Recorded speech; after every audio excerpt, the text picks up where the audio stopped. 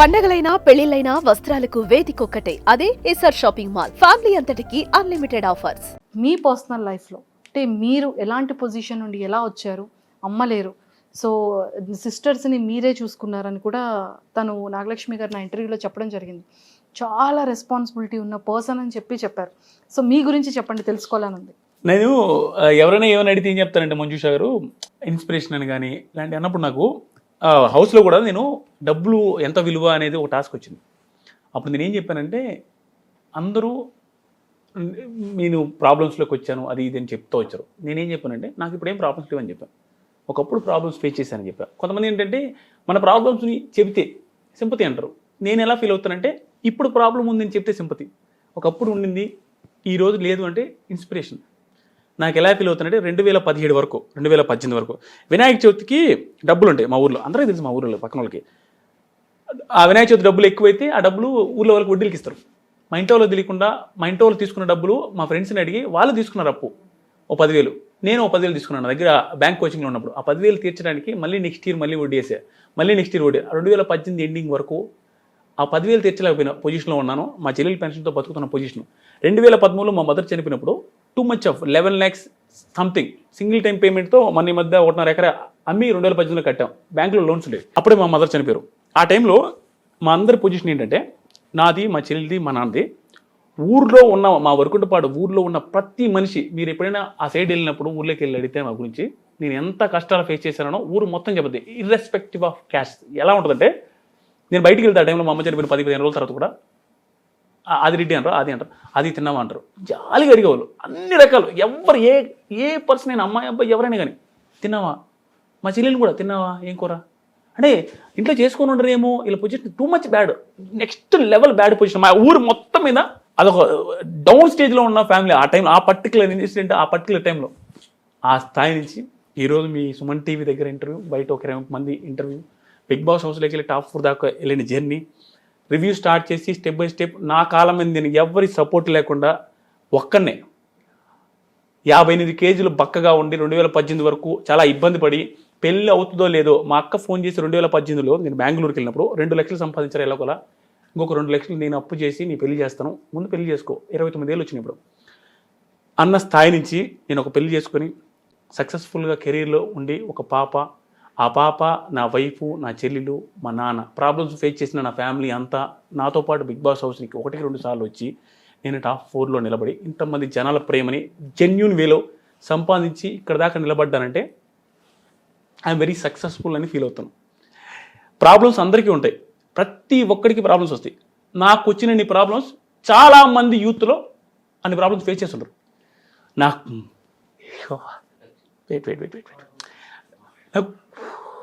No problem. నా personal life గురించి మాట్లాడుతుంటే ఒక్క సెకండ్ రోల్ అయింది నా లైఫ్.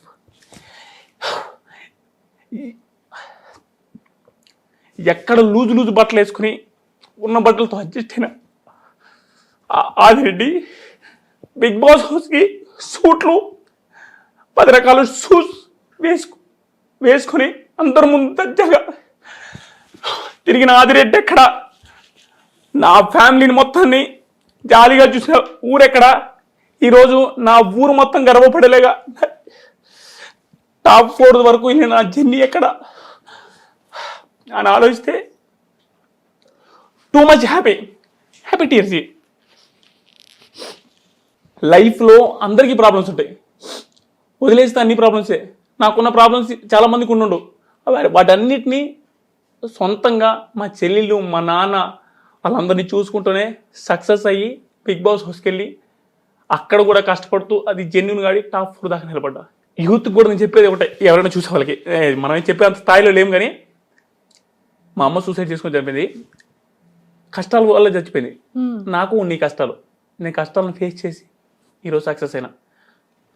కష్టాలు బొచ్చిన మంది కొట్టే అందరూ చచ్చిపోరు. నిలదొక్కుని కష్టపడి ఎదిగి నువ్వు 10 మందికి ఇన్స్పిరేషన్గా ఉండాలి, కానీ అక్కడికక్కడ నేను లైఫ్ ఆపుకోవద్దు సూసైడ్ చేసుకుని. లాస్ట్కి ఎండ్ చేసేటప్పుడు మా మదర్ సూసైడ్ చేసుకోకుండా ఉంటే మా మదర్ ఒంటి నిండా బంగారం ఉండేది. ఈరోజు మా మదర్ చనిపోయే ముందు వరకు ఏదైనా పెళ్ళికి పోవాలంటే, ఫంక్షన్కి వెళ్ళాలంటే మా అత్త వాళ్ళ దగ్గర ఏదైనా దండ తీసుకుని లేదు. ఊళ్ళో అందరికీ తెలిసేది, అన్నకు కూడా తెలుసు, అందరికీ తెలుసు, అంత స్ట్రగుల్ అయింది. ఒక త్రుటిగా ఆవేశం, క్షణిక ఆవేశం వల్ల సూసైడ్ చేసుకొని చనిపోతే ప్రాబ్లమ్స్ ఫేస్ చేయలేక భవిష్యత్తులో వస్తే హ్యాపీనెస్ నువ్వు ఎంజాయ్ చేయలేవు. మా మదర్ ఉండుంటే ఒక దండ వేసుకోవాలని తిరగలేని మా మదర్కి ఒంటి నిండా బంగారం ఇచ్చినావు ఈరోజు. అది మిస్ అయింది. నువ్వు ఆవేశపడితే నీ హ్యాపీ లైఫ్ ఫ్యూచర్ని చూడలేవు. ఎవరు సూసైడ్ చేసుకోవద్దు. కష్టాలు శాశ్వతం కాదు. ఈ వడాల మామ జీవితంలో ఫేస్ చేయని ప్రాబ్లమ్స్ కాదు, భయంకర స్ట్రగుల్స్ ఫేస్ చేశాడు. వాటిని ఫేస్ చేసి ఇక్కడ దాకా వచ్చి సక్సెస్ఫుల్ అయ్యాను. నేనే సక్సెస్ అయ్యాను. నా దగ్గర టాలెంట్ ఏం లేదు, ఓన్లీ మాట్లాడగలను ఒక రకంగా. అలాంటిది ఎవరైనా సక్సెస్ అవుతారు. సూసైడ్ తీసుకోవద్దు. అంటే happy tears, very happy tears, అంటే టూ మచ్ హ్యాపీనెస్. ఎందుకంటే ఎక్కడ ఆదిరెడ్డి 2017 ఈరోజు ఎక్కడ ఇంతమంది నా కోసం వచ్చి మైక్లు కెమెరాలు పెట్టినప్ప ఊహించలేని జర్నీ. అందరూ జాలిపడ్డ ఆదిరెడ్డి ఎక్కడ, అందరూ ఎగబడుతున్న ఆదిరెడ్డి ఎక్కడ, అసలు అర్థం కాదు. Very happy. ఇంకంతే, అది కూడా ఏం చెప్పడు. ఇది ఏడుపు కాదు అసలు. Too much happiness, two much of happiness, express చేయలేని హ్యాపీనెస్ కళ్ళలో నుంచి వచ్చేసింది. అంత హ్యాపీ. ఓ స్వామి నా వల్ల కాదయ్యా. Happy, very happy. I'm very happy about my life and my journey. ఈ బిగ్ బాస్ జర్నీలో చూసే ఆడియన్స్ని నా గేమ్ నుంచి ఇది ఎక్స్పెక్ట్ చేసి డిసప్పాయింట్ అయినమని అనుకుంటే వెరీ సారీ. నా బాడీకి, నేను పెరిగిన వాతావరణం, నా మిడిల్ క్లాస్ బ్యాక్గ్రౌండ్కి, నా పల్లెటూరు వాతావరణానికి నేను ఎంత చేయగలను, అమ్మాయిలతో ఎంత మాట్లాడగలను, నా సిగ్గుకి ఇవన్నీ చేసేసా. 100% చేయగలిగా. దానికి మీరు ఫోర్త్ పొజిషన్ ఇచ్చారు. Very happy. అంతేగాని ఏదైనా తప్పులు అనిపిస్తే ఖచ్చితంగా క్షమించండి. నేను రివ్యూ చేశానండి. ఇది కట్ చేయొద్దు, ఎడిట్ మాత్రం చేయొద్దు. ఇది అసలు ఎపిసోడ్ ఎడిట్ చేయొద్దు. నేను రివ్యూస్ చేశాను 5 years. చాలామంది కంటెస్టెంట్స్ గురించి నాకు తప్పు అనిపిస్తే తప్పు అని చెప్పారు. నా ఒపీనియన్.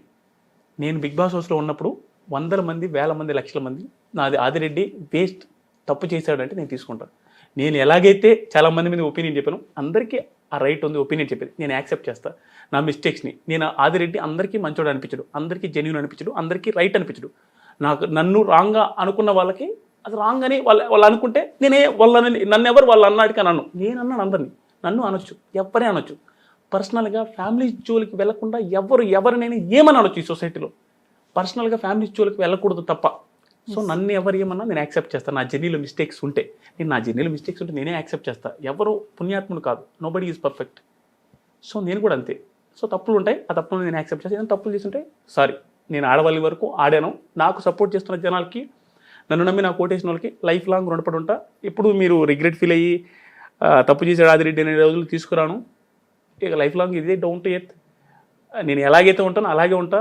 బిగ్ బాస్ రివ్యూస్ చేసుకొని బతుకుతాను అంతే. చాలా చాలా థ్యాంక్స్ అండి.